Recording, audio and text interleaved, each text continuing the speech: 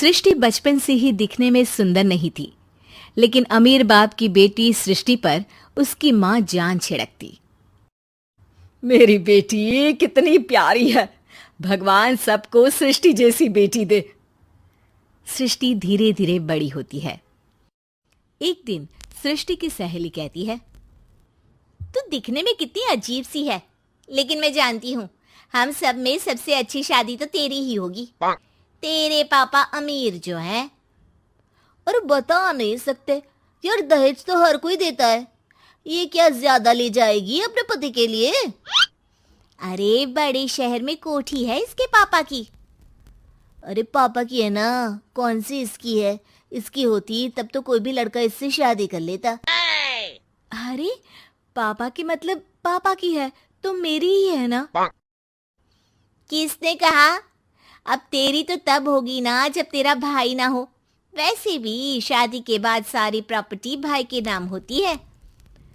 सृष्टि समझ जाती है कि उसे किसी भी हालत में माँ बाप की सारी प्रॉपर्टी को अपने नाम करना है, लेकिन कैसे? एक दिन सृष्टि का भाई शीनू कहता है, बहन क्या कर रही है? तुझसे एक बात करनी है। अरे हाँ करना, मैं तो तेरी बहन हूँ। बहन मेरी लाइफ में ना एक लड़की है, बहुत अच्छी है। मैं सोच रहा हूँ माँ और पापा से बात करूँ शादी के लिए। सृष्टि को समझ में आ जाता है कि भाई की शादी होते ही भाभी उसे एक दिन भी घर में बर्दाश्त नहीं करेगी। क्या बात है भाई, बताना कौन है वो? यार वो बहुत अच्छी लड़की है, पढ़ी लिखी है, मेरे साथ जॉब भी करती है। बस एक प्रॉब्लम है। प्रॉब्लम? क्या प्रॉब्लम है भाई?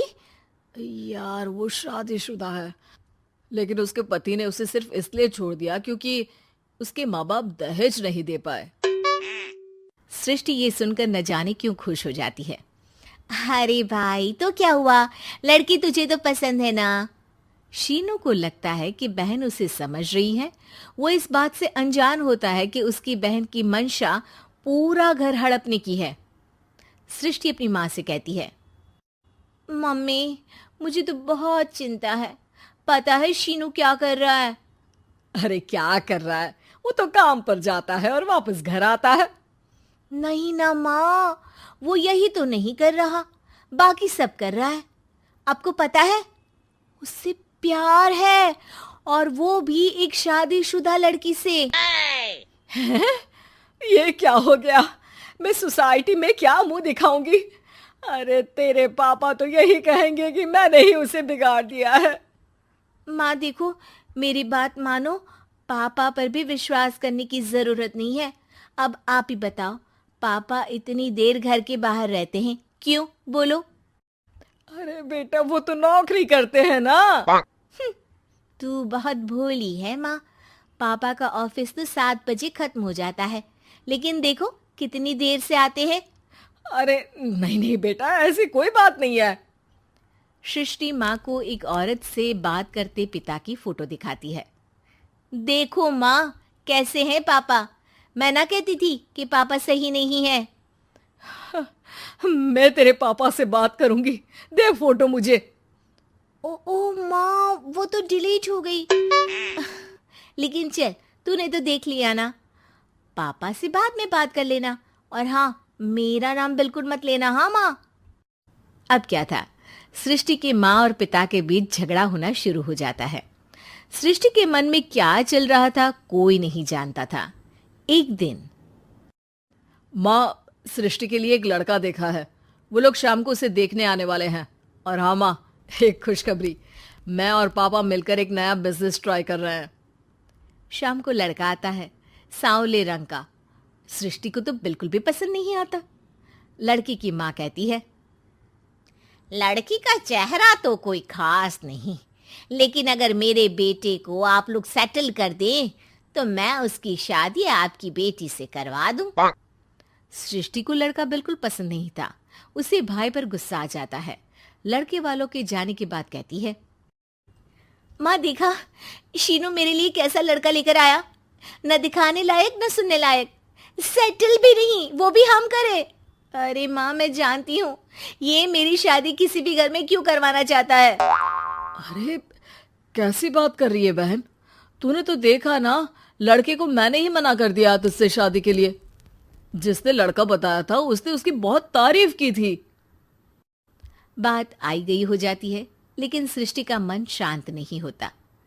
क्या करूं, कुछ समझ में नहीं आ रहा। मेरी शादी हो गई तो ये लोग पूरी प्रॉपर्टी शीनू के नाम कर देंगे, मेरे हाथ तो कुछ लगेगा ही नहीं। तभी सृष्टि को आइडिया आता है। वो किसी वकील को फोन करती है। जी देखिए, अगर आपके मम्मी पापा का तलाक हो जाता है तो आपके पिता की आधी प्रॉपर्टी आपकी माँ के नाम हो जाएगी, फिर उसे वो किसी को भी दे सकती है। सृष्टि अब माँ को बेटे के खिलाफ भरती है। माँ, शीनू पर नजर रखा करो, वो जिस लड़की के प्यार में है ना वो शादीशुदा है। यहाँ आएगी, सारा पैसा रुपया जमीन जायदाद सब हड़प लेगी। पापा का भी हाल तुमसे छुपा नहीं है। ऐसा ना हो कि मैं और आप एक दिन सड़क पर भीख मांगे। हे भगवान, मैं तो जीते जी मर जाऊंगी अगर ऐसा हो गया तो। ऐसा हो गया नहीं माँ, ऐसा ही होगा। अभी समय है, आगे का सोच लो। मैं तो कहती हूँ पापा से आधी प्रॉपर्टी लेकर अलग हो जाओ। पापा की आधी प्रॉपर्टी भी हम लोगों को अगर मिल जाती है ना तो अगले 7 जन्म सफल समझो। बेचारी माँ बेटी के कहने पर पति से तलाक लेकर अलग हो जाती है। सृष्टि अब पैसों से गाड़ी और अपने दूसरे महंगे शौक पूरे करने लगी।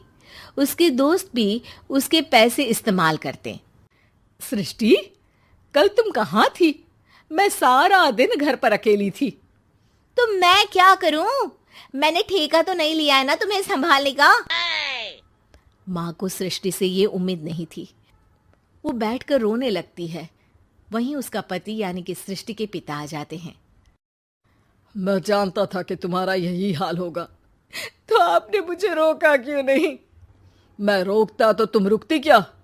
सृष्टि के कहने पर तुमने मुझ पर अपने बेटे पर शक किया, लेकिन तुम ये भूल गई कि कैसे हम दोनों ने मिलकर जीवन में इतना सब खड़ा किया। माँ पति के गले लग जाती है।